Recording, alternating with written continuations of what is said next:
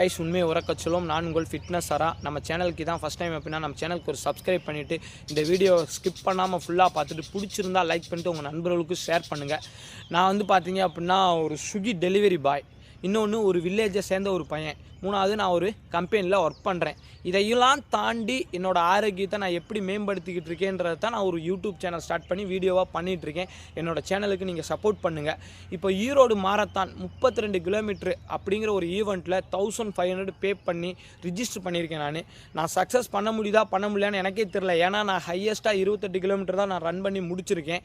நான் வந்து எப்படி சக்ஸஸ் பண்ணுறேன்னா பண்ணலையான்றதை பொறுத்து நான் அடுத்து ஒரு வீடியோவும் பண்ணுறேன்.